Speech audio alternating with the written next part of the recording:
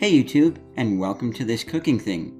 We're going to be cooking a slow roasted Chipotle saffron steak that is oh so good and yummy. Got some vegetables and some mashed potatoes.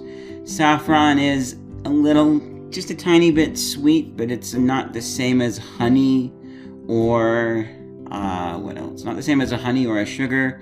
You know, like some flowers smell sweet, but I think the ones that, like roses, kind of smell sweet, but they taste a little more bitter. Well, this kind of like that, but not quite as bitter, and it is just really, really good. I love saffron a lot. I have this Chipotle Saffron here. Saffron is the most expensive spice in the world, worth more than gold by weight.14 you're not getting a whole lot of it. This is 0.0141 ounces, or 0.4 grams. This is about $3.50 from Winco. I don't know what it is now. It was months ago, maybe a year ago. But they had a bunch of them at NPS for, I think about $2.50 or so. So I picked myself some up, and oh boy, they're really good. Part of the reason saffron is so expensive is because they have to hand pick it. All of these little threads are the stigma of flowers. And these are very, very beautiful flowers. And so they have to hand pick them, otherwise they will break. Now, I've always thought, well, you're just going to crush it up in your food to release the oil anyways. So why would you care about, having it as whole stigma like this? Or, like even there was some, I was looking on Amazon once, they have a million different listings for saffron, and I was thinking, ooh, here's some ground saffron. This might be cheaper per ounce than, oh no, surprisingly it's not. And I think I did find one that I never tried that was actually a surprisingly good price. But the question's still, why is it have to be picked by hand? Well, I went ahead and asked on Reddit, because basically, I said I know a machine would break the delicate stigmas, but why does that matter? Do they hold the flavor and juice better unbroken before they are dried?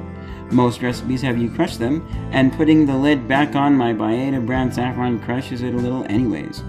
Also, paired with Chipotle and put on steak, onions and bell peppers roasted overnight at 170 is amazing. So then, thanks to Sinuminati, I think is how I said that right. Hopefully. It says saffron strands are very delicate and grow on a very delicate crocus flower. Yes. Unless pulled by hand in a painstaking process, it can crush the flower and you won't have pure saffron. Crocus flower can add bitterness and you won't get the rich, clean red color strands. To release the oils and flavor, you are right about crushing them, but only the strands. In fact, there are different areas in a saffron bud that get sold at different prices. And if you are wondering about price, it takes 75,000 flowers to make 1 pound of saffron. Hence, it can run you $5,000. But that's probably more saffron than you will use in your entire life. I'm not entirely sure about that, because I do use more saffron than most people do in their recipes. But yes, saffron is really expensive, and maybe he's right. Also, I've thought about growing saffron, but it likes really cold temperatures, and so I don't know if I'll be able to grow it here in Utah, except maybe during the winter and maybe outside. I don't know, that's a whole thing that I'm going to do research on, and maybe one day I'll get lucky and be able to grow saffron. But let's get to making our Chipotle saffron steak. Alright, let's get our steak out. It was in one of the plastic containers, the styrofoam, but I have it here in this bag because I used some of this steak the other day. And this steak is a beef petite sirloin steak, large pack. Going back, I forget how many years, but for most of my life, whenever I was the one buying steak, I would always buy steak only once every 6 months, and I would buy whatever the cheapest steak that I could find was. And just like the cheapest for a whole entire pack. I would not, you know, so just, oh, look, that thing's $4. Great, I'm buying that. But then I realized that these things are priced per pound, or, sorry, is it per pound? Yes.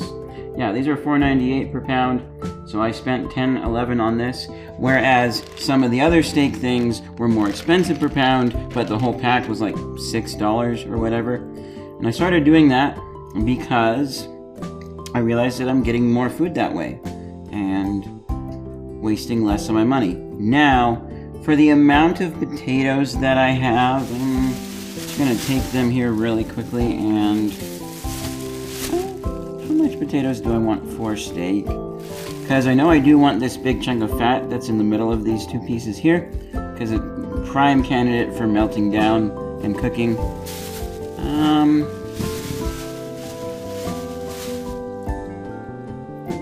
I just feel like all of this with my potatoes, yeah, we'll just do all of it. We'll go ahead and we will do the whole entire thing. So, first of all, we're gonna come in with some of our seasonings here. Oh boy, hopefully I have enough potatoes to go with this. Now, that very large section of fat there and some of these other pieces, you know, if you were doing like fajitas or whatever, I would usually go beforehand and try cutting those off. Or you can, you know, and that's if you're cutting into strips before cooking. If you cook the whole thing, as for fajitas, it has less chance of getting the seasoning covering every piece, then it can be easy to pull off the sections as a whole piece, which we're going to see that with this here. But if you do cut everything up beforehand and then you cut off all the fat and the silver skin pieces, I recommend taking those aside and throwing them into your hot frying pan before you add anything else, because if there are any of them that are actually fat that will cook down, they'll cook and they'll melt, and then you have a little more fat and flavoring in your food, and then you can pull those pieces out, toss them away, and put in the good meat that you're actually going to eat. So, we'll go ahead and start off by grabbing our saffron here. We're just going to grab some threads. I add more saffron than most recipes call for. Like, what's it called? The jasmine rice with saffron has like a few crushed up threads.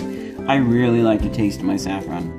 And, you know, I'm the only one in the house who likes saffron. My mom does not like saffron. My stepdad will tolerate it. Like, I like to add a little bit of saffron in my fajitas. So I made some chicken fajitas once, and I wasn't going to add the saffron, although I mentioned that I wanted to, because I like that in my fajitas. And my stepdad said, yeah, why don't you go ahead and add some saffron, it'll be fine, I'll still eat it. And it was just him and me eating that time. So, okay, we are going to, perfect. We got some saffron on there, good. Next we want to add some salt. Oh, and I just noticed I'm a little blind as a spleen, as I say sometimes. So, I was looking for the Chipotle earlier, because I had grabbed my unopened thing of Chipotle, but I was looking for the Chipotle that we had in the spice cupboard. It's sitting right here next to me. No wonder I couldn't find it in the spice cupboard. So we're going to add a little bit of Chipotle onto there. I think that's going to be pretty good. You don't want too much because Chipotle can be a little spicy. Also, I did not know this, but Chipotle is actually just jalapenos that have been actually ripened, turned red, and then they've been ground up and smoked. Well, they're also dried too.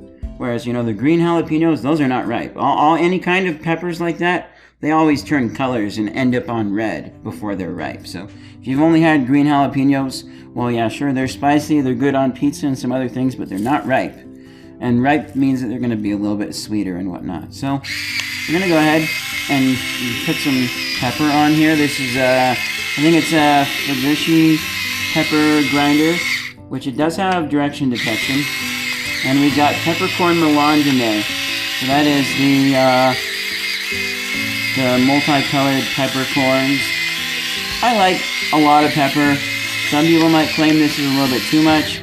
But oftentimes, you know, my parents have been amazed. Like my mom, the other day I put like some pepper on some french fries we got from a restaurant. And my mom was saying like we were making mayonnaise, and I'm like, it needs more pepper. This was years ago that we made mayonnaise.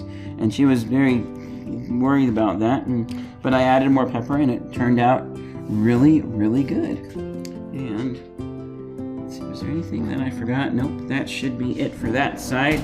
I am gonna go ahead and coat the other side, and I'm just gonna grab some tongs so I don't have to go wash my hands again.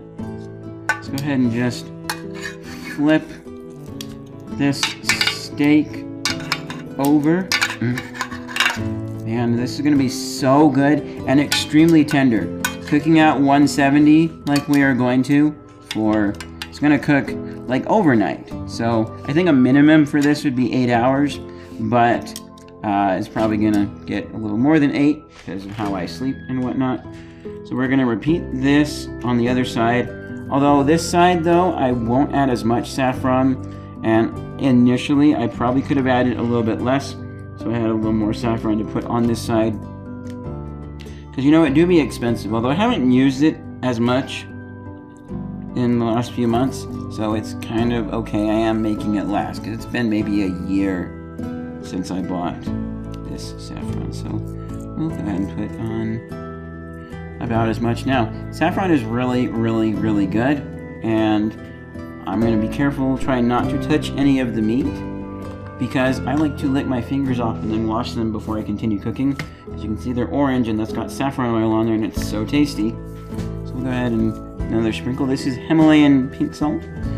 We buy our pink salt from the Dollar Tree, although I may want to try out some pink salt from somewhere else, because sometimes it has like little red chunks of I don't know what they are that don't dissolve quite as good. And one of my friends wondered why it was so cheap per ounce, because it's 1 pound for $1.25. It used to be $1, but and I forget what else it is, but he wondered why it was so cheap, and that brought a valid question. Also, I just noticed something. The new bottle of saffron is a little darker than this one here. That's very interesting. But anyways, we're gonna come on again with our Chipotle. Not as much this time as I did the first time. We're not looking to completely cover this. If I was like grilling this or whatever, I'd probably want to completely cover it. But just the way it is now, I am just looking to get some seasoning on both sides, and it's really going to cook in and add flavor.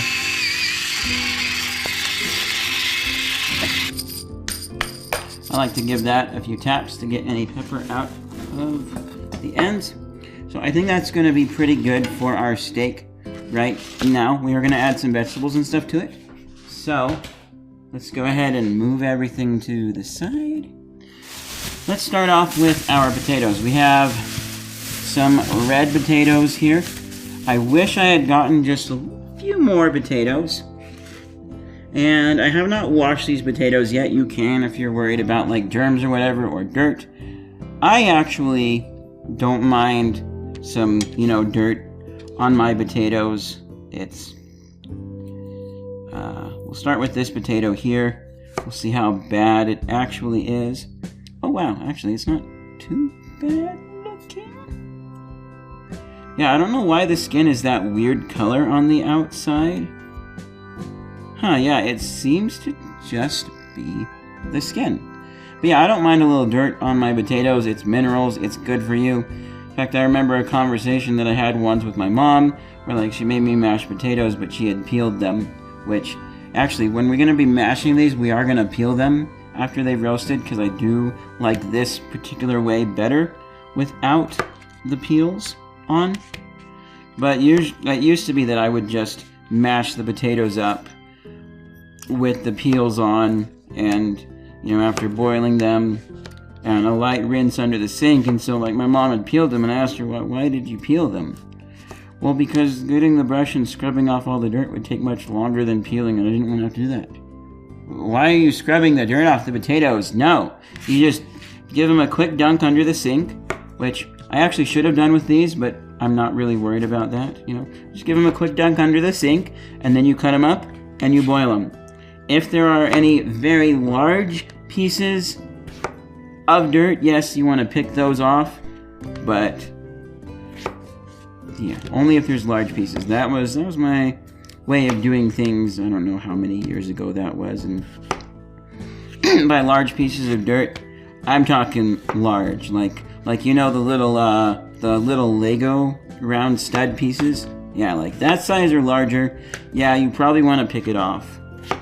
They're also like really tough too. They won't just rinse off.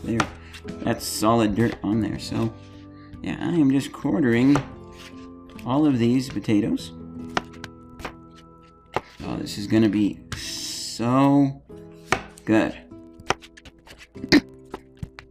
And quartering, I find, is very nice for potatoes because it gives you a pretty even look around the whole potato, so you can see certain spots and ascertain if they're really bad and they need to be cut off or not. Like I did peel off that slightly darker spot on there, but you know, like we got this on the outside. From here it looks fine. I can peel in a little bit and see that it's not like growing or anything. I did actually have one potato once where it started growing and the growth was growing like in the potato, so it had a bump along the skin. But there are our potatoes. They are nice and ready to go into our pan. So I am just going to go ahead and layer these in the pan. And I'm going to try and keep the potatoes just to one side of our pan.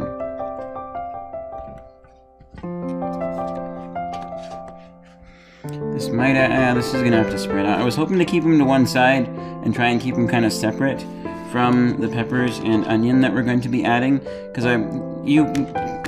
sometimes what I'll do is I'll have this just like this. I'll put them all in the pot, toss it up, roast it, and then I'll eat it. But I want to turn these into mashed potatoes and keep them separate from the pepper and onion. So there we go. They'll sit on that side. Pepper and onion should be able to fit over on this other side here. So now we can turn our attention to our peppers and our onions. Our peppers are going to be these mini peppers here. We keep ours in the freezer because we don't use them fast enough to have them fresh. Every once in a while I wish I had some that were fresh, but more often than not I wish I had fresh onion, which right now I do, but I tend to mandolin and freeze the onion as well. So what I'm going to do here is just measure out and try and get an equal number of pepper to onion ratio. Okay, let's see.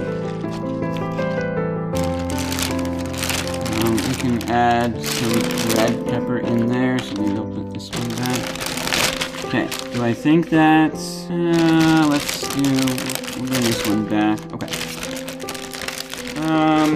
Actually, I'm going to grab our other bag of peppers from the freezer, and I'm gonna just swap out for some of the other colors. So like, we got this orange one here, so we can do this right here, and then I'm gonna swap out another red one. That's good. Then the main reason for that is so that we have a little bit of variety in the colors for next dish. Those are going to go back into the freezer. My mom likes to cut them hard like this. I don't really like to because I find it a little bit too dangerous. But we are just going to set these aside. I want to space them out so that they are less likely to be keeping each other nice and cool. I want to have them warm up. And then we can run them under a little bit of tap water if we need to. Actually, I'm going to move those away because I need the cutting board temporarily to get rid of some parts of our onion. So, I'm going to go ahead and cut off the bottom of the onion. Normally, when you're working with onion, you want to leave some of the root section on because that'll help hold the onion together when you're cutting it. Doing dices or strips or however you are cutting the onion for the dish. But in this case, I'm going to cut it clean off because I'm using a mandolin, and so then when I poke the little tool that holds the item and lets you slide it around and get cut, it will just poke some of the roots all the way through the onion or however deep those spikes go, and you're not going to have a fun time unless you want to eat roots. I've never tried eating onion roots. Maybe they're edible, but I think they'd be a little bit tough. Going to peel it off. I'm going to pay attention and make sure that we don't have any of those weird parts where like it's like half actual onion, half peel, like this layer right here. So we got that, and these will actually go into our food cycler. So, now that we have that, we can go ahead and bring in our mandolin. So, our mandolin here, this is the tool that I was talking about. I'll place my onion flat down on the thing. And these are set up for the large pieces. Now, come on, let's try and get you a little more centered. There we go. And up. And away we go.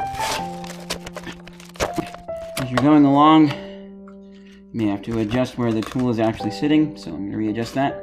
Also, when you buy an onion, you might not normally think about its size other than is it going to be enough for 1 or 2 meals, but you really think about the size with this because you can get onions that are too wide. Right, the last piece here. Yeah, nope, that's not going to run through, so I'm going to very carefully pick it out. The onion in my eyes now, starting to cry. Now I'm just going to go ahead and pick around where we did still have a little bit of the root section, but the important thing is we don't have the actual little roots that are sticking on. 'Cause like I said, you see you got these holes in here.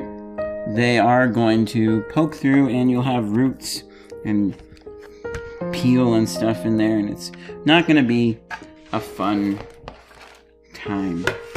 I'm going to go ahead and dump this in. It's okay if we have some overlap.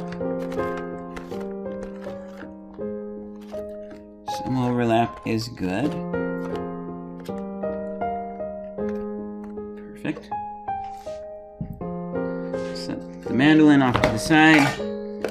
We're going to come back and focus in on our peppers here. Now, these peppers are feeling a little bit small, so I am just going to go run a pepper or 2 under the sink. Do like 3 of these peppers under our sink here. Just gonna run them under some hot water, and I'm feeling for when the peppers feel like they are the same hardness. It's a little too hot. Same hardness as a fresh defrosted pepper. Don't want to go too much, because also if you just let these defrost before you cook with them, then you can end up having peppers that are too soft to cut. And I'm only doing a few at a time because there's a chance that when we get done with some of these peppers, the other peppers will be at a consistency that are good for chopping. I'm going to start with these small ones here because they're not going to retain the coldness as much. I like to chop off, and then most people just throw this away, but I actually like to peel around and go like this. And my mom doesn't like doing that, so that's why I tell her, leave the tops for me. You can prep the rest of the pepper. Now you can do strips, you can do dice. For this, I'm just going to do them into rings, kind of like we would jalapenos. We're not worried about being super perfect and consistent. I've tried these on the mandolin. That doesn't work even when the peppers are fresh. They are too soft to work in the mandolin. Some choppers can do it. Like I know there's like a chopper attachment that goes on to the mixer that we had at Lucy's Pizza when I worked there 2015. So you can do these in, you know, a food processor. Maybe has a little more speed than you can get with the mandolin, but dicing these by hand is going to be just perfect. And I am leaving the seeds in. The seeds may still be a little crunchy after we're done cooking. I forget what happened to them. I think they did break down with this, but sometimes, you know, other things, just like the fajitas I was talking about, they will be still a little bit crunchy. And bell pepper seeds have a very, very tiny amount of heat, like I'm gonna guess 2 Scoville units of heat or whatever. They're a little more bitter than anything. You can pull the seeds out if you want to. Sometimes I will do that if there is a very giant mass in the middle. Some of the peppers have that. That can be a little more bitter and not as sweet as we want. Alright, let's see here. I'm gonna go for a handful of these small ones really quickly. Yeah, those were ready to to go.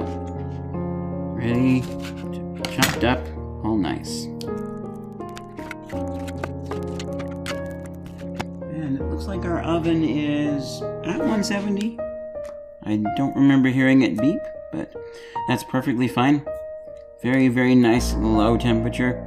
If your oven can't go to 170, do it as low as you can.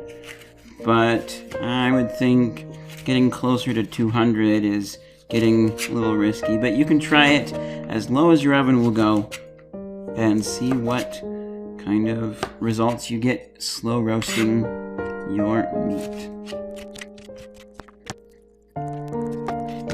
Yeah, this one's starting to have a little more of the stuff in the middle, but it's still not enough that I want to actually pull it out and separate it. But it's not easy. Sorry, it is easy to separate, so it's not difficult to pull out the middle section. You know, if you wanted to, just go like that. And you can do that before you even cut it up into rings.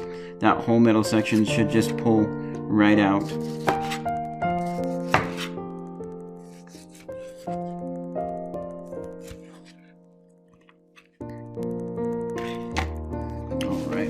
Now we can bring back our pan.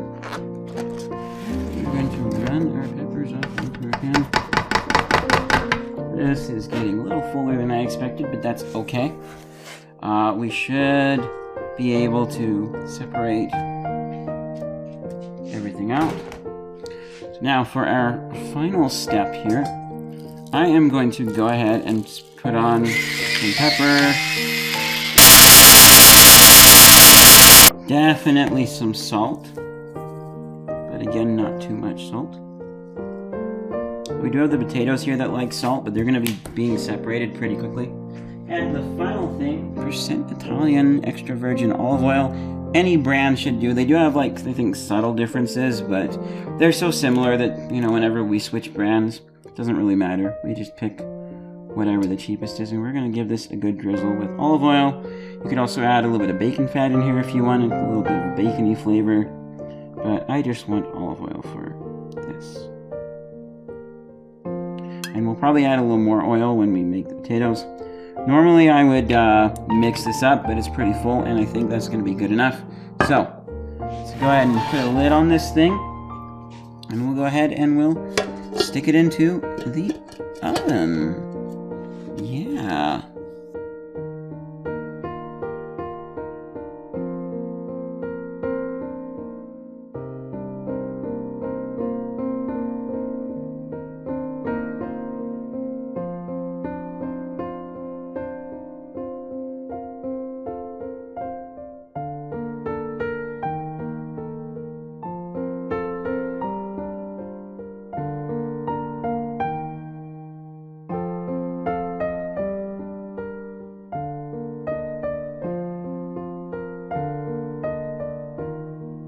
I forgot to add a little bit of garlic. So we're going to start off with this very cool, it looks like a cannoli maker made out of silicone, but it's actually a garlic peeler. You just stick your clove in, kind of roll it around, roll it to the other side of the tube, and let's see, did we get it? Ah, yes, nice and peeled. It's very important to know that this thing will not work if it is wet on the inside, so you need to know how much garlic you're doing before you go rinse the peels out of this thing.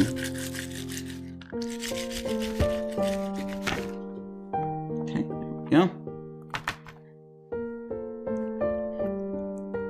Now, I am just going to not finely dice or anything really fancy. I'm just going to, go away, peel. Cut this off into some chunks. I think normally I would press this into the thing. Ooh, and as we can see, this garlic is growing a little bit. That's perfectly fine. It's like just where the garlic has started to sprout. That's very gonna be tasty, yummy, and yeah. So let's get that piece right there. I think we have our good garlic pieces to add flavor. Garlic. Again, I'm try and keep this off too. One side.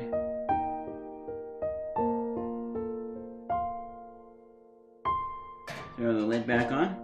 Alright, and she's back in the oven. Alright, so it's the next day. The oven was beeping, saying that it had turned off. That was about 8:30 this morning. So 11 and a half, 12 hours is what the oven was on for. I just turned it on for 170. Didn't pick any timer settings, so that's when it turns off. That should have been plenty of time. I did, however, just let it sit inside of the oven. It's currently now 1 o'clock, 1:05. So it has been in the oven for 4 hours. That's totally fine. Would have been a little nicer if I had gotten to this slightly sooner, but there's still a decent amount of heat coming from it. I'm not worried about germs or anything, so let's take a look at...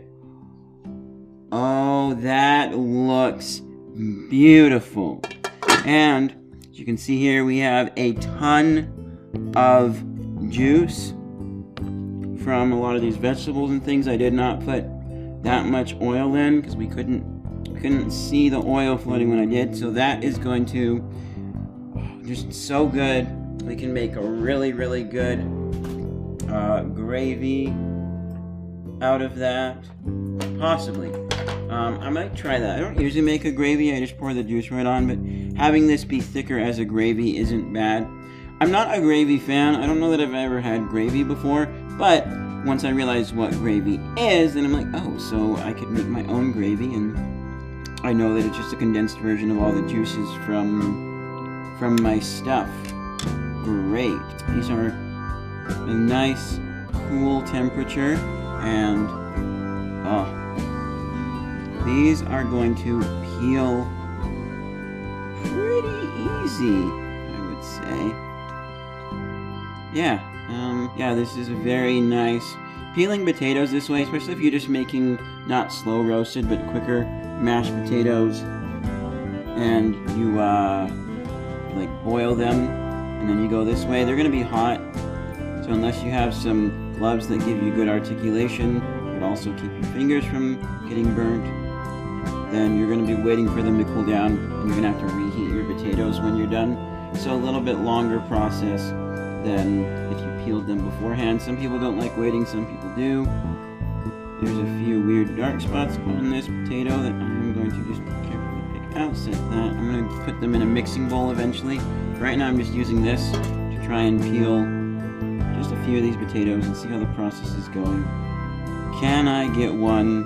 This one is peeling a little better. It's always little bumps and things. I don't know what they're called. Not growing spots yet, but there's some little bumps where the peel is more attached to the potato.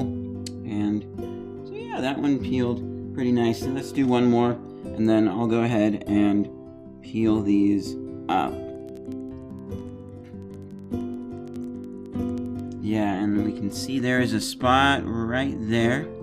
That should be, yeah, you can tell it wanted to stick there a little better. So, now I'm going to also taste the potato. I want to see how much flavor these have absorbed, or if we have a relatively plain potato.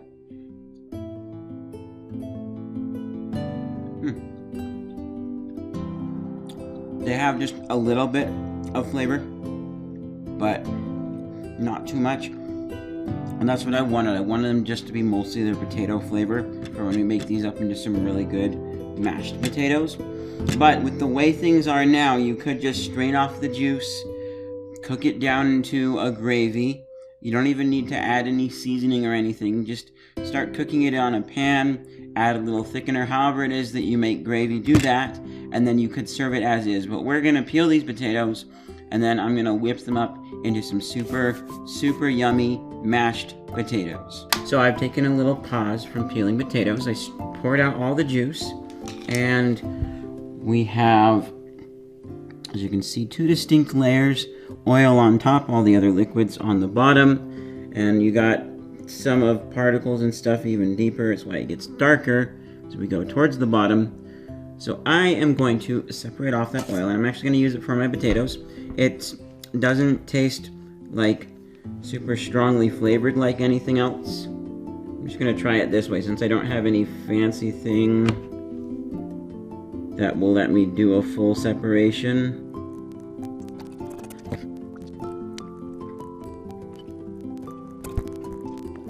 Yeah, you definitely don't want to squeeze it when you're under, because you just end up mixing things up a bit. And I start to see more little circles where we have the oil becoming more mixed with everything else. And having some oil in here is good for making a gravy. I'm just kind of guessing at what I'm doing with gravy, because like I said, I haven't really made a lot of gravy, but...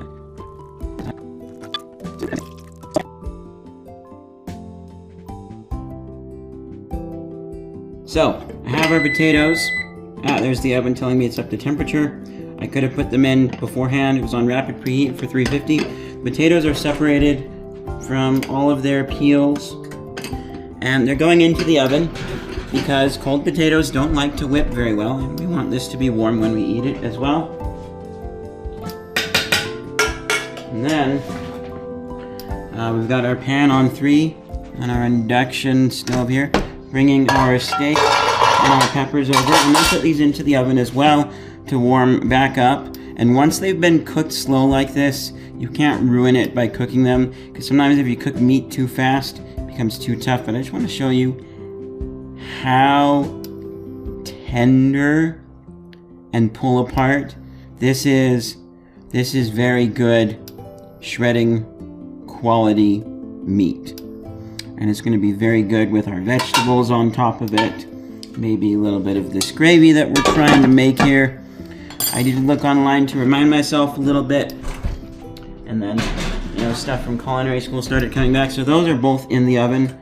In this container over here, I have 2 tablespoons of water, and I'm just guesstimating on the amounts here. I'm gonna add a tablespoon of flour. This is whole wheat flour.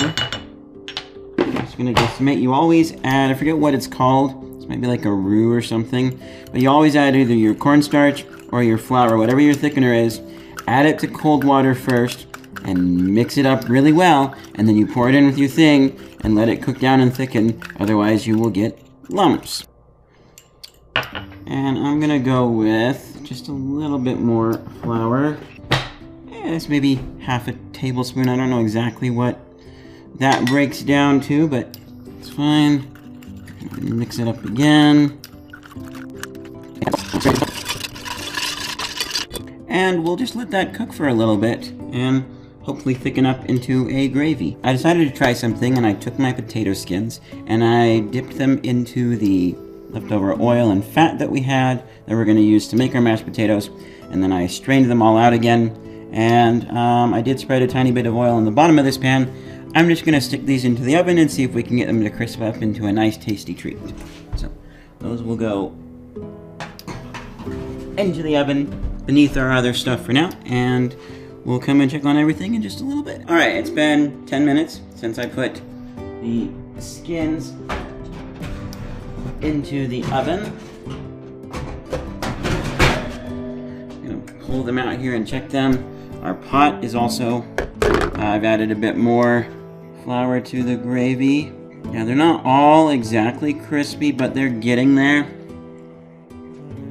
So I'm going to stick those back in for just another minute or 2, and then take them out, and we should be then nice and hot and good to make our mashed potatoes. Okay, so this has thickened up into a pretty nice gravy. Maybe a little thicker would be good, I don't know. First time I've actually decided to bother with gravy. So let's turn our attention now to our mixing bowl here for our potatoes. The oven has been turned off. The potato peels have been pulled out. The meat and other vegetables are keeping warm inside of the oven. And our potatoes here have already let the steam off as I was turning the camera on. Actually, no, we still got a little bit of steam. That's good. That is good. We've got our oil from all of our cooking, so that's going to be olive oil and any fat that cooked off of our meat. We'll go ahead and put this on here, like so. Alright, definitely needs to go more. I'm going to add a little bit more oil to this. More extra virgin olive oil. Just try mixing it up and getting all the lumps out. Alright, we're getting there. We're getting there. Still a little bit lumpy. Oh yeah.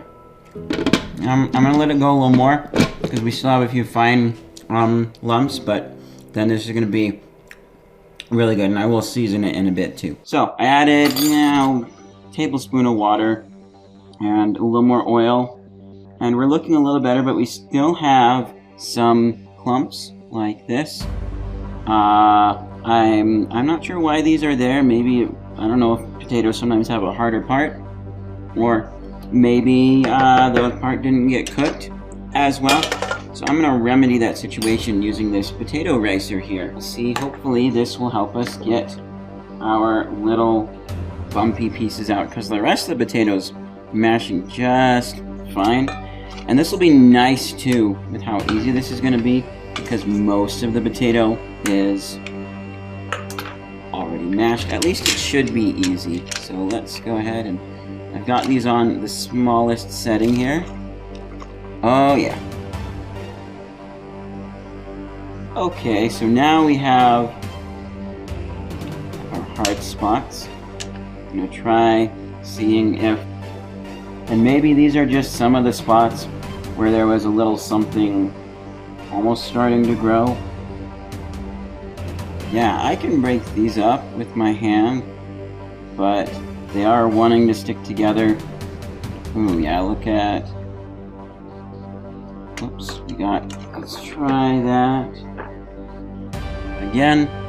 And worst case scenario, we end up straining out these bits, and you know, I can still eat them separately because it's still food. We don't want to waste. Waste our fluid. How much more I have in there. Just look at how much is squeezing up the side. Whew. It is very, very clear that those tough spots are not liking this. And that's just gonna, oh yeah, there we go. That just squeezes up the side again. Okay, well, I will take off my shirt jacket because I'm starting to sweat, and we'll get this separated and see what results we have. So, I looked online. Not really much info on these things. Someone on Reddit from the UK had this issue with a different variety of potato. Nobody had the answer. There's, it could be possibly related to some some kind of tumor or something, skin defects on the outside, or maybe there are extra pieces of starch that are really thick from the potato being really cold. I'm not entirely sure, but what I do know is I was able to strain them out, and I was boiling them there to see if they soften up. And I'm going to go ahead and add a little bit of seasoning to make these just right. And then I've turned the oven back on again. It's already at 235, so I'm just going to put these back in so they'll be warm when we eat them. Let's add a little bit of salt, some ground peppercorn melange, 5, 6, 7, 8, 9, 10, 11, 12, 13, 14, 15, 16, 17, 18, 19, 20. Okay. Toss this lid on, and we'll make sure consistency's right. If it's not, we can add a little more oil.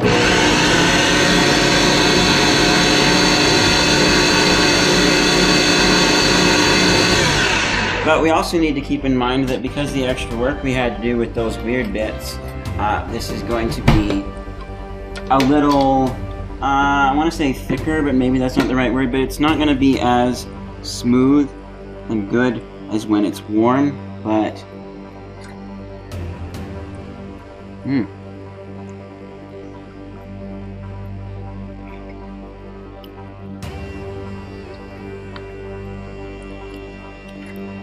let's try another part. There's maybe a few bits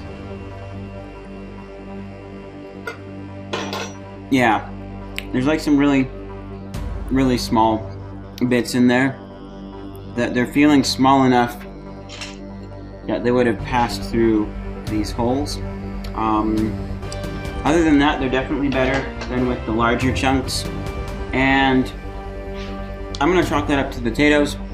And I'm gonna put these back in that glass Pyrex baking dish and stick these in the oven to warm up, and we'll check on our boiling pieces in a little bit and have ourselves a nice meal. So, I let these boil for about 10 minutes.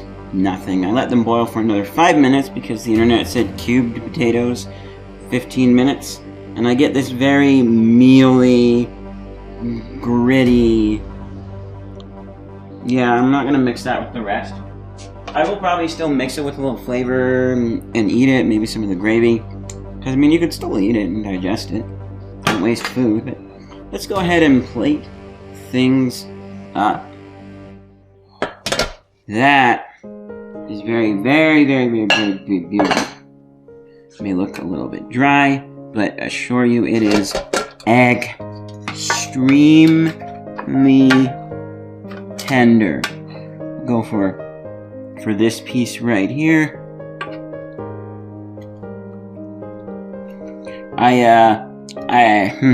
Something I wanted to do is my mom, unless she took it with her on the trip, she has a digital luggage scale. I wanted to like somehow hang the scale somewhere, grab on to the loop of the scale with my hand and hold a steak, and then grab on with my other hand and pull apart and see the pull force necessary, but I couldn't do that. So, I think that is looking, I'm gonna actually take just a little bit of our vegetables. I'm just gonna put those back so we have enough for the others.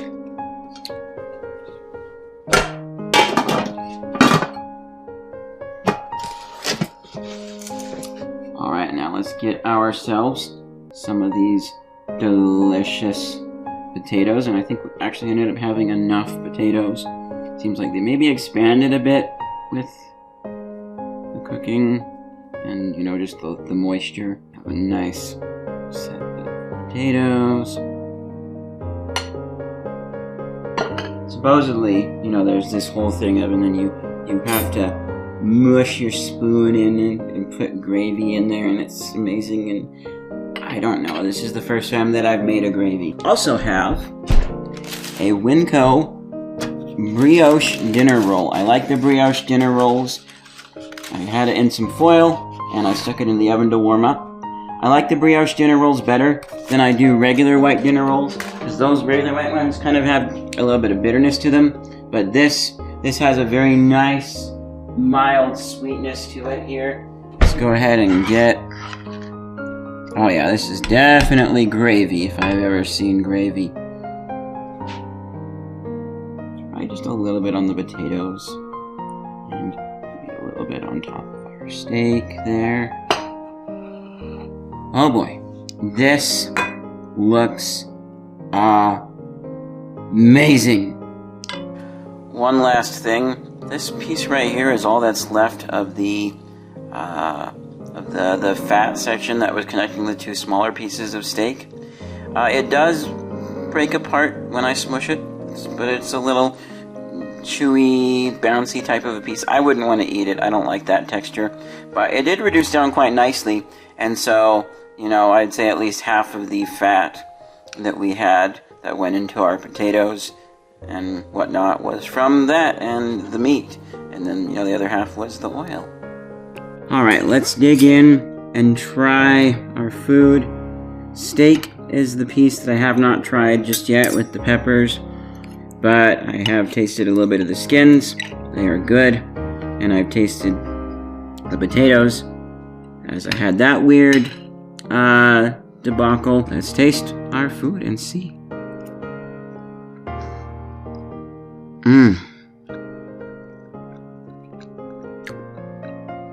That is extremely good. Melt in your mouth. I mean, just you see right here. Look at how Shredded, that is. Let's get some of these vegetables here.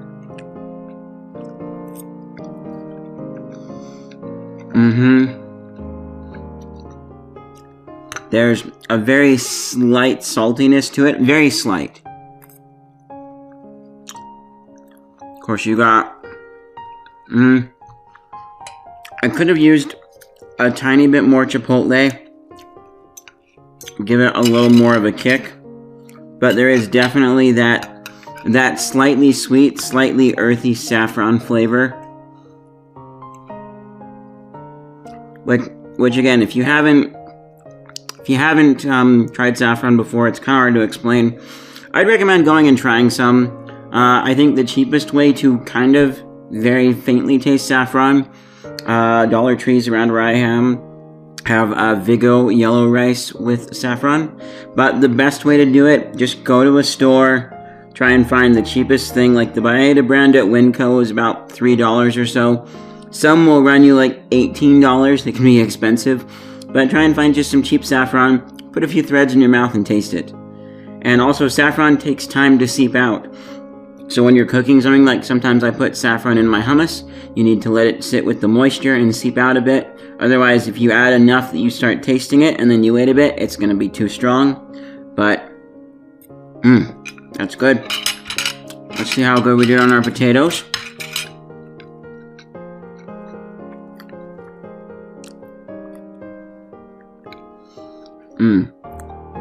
Yes, those are good. I would say we got like 98% of the graininess out. Yeah, there's still a few pieces. They're not hard,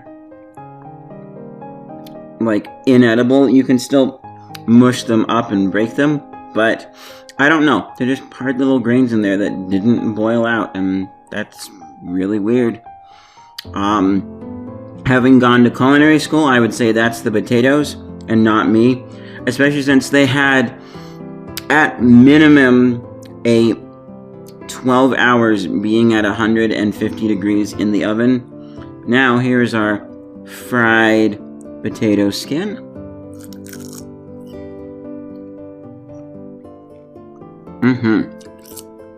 Yeah. It's crispy. You know, it is a little greasy. Ooh. And that's where I can really taste, I taste a slight chipotle kick with that. That's good. That is,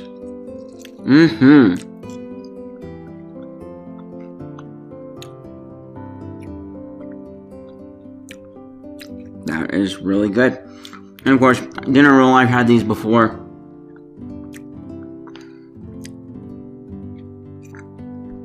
It's a very light sweetness to it. They're good for sandwiches, good for rolls. So yeah, that was a success on our slow roasted Chipotle saffron steak. And you can add, like I said earlier, you can add a little bit of bacon fat, just a little bit when you're cooking it in the oven. Or, you know, if you wanted a few different flavors, maybe some other seasonings, because it's not super flavorful right now, other than you got a very strong meat flavor. And then, of course, a hint of saffron. Well, maybe a little more than a hint, because that's what I like. And a little bit of your chipotle flavor in there. The olive oil does add some nice flavor to it as well. And it's just really, really good with the peppers and the red onion in there and the garlic.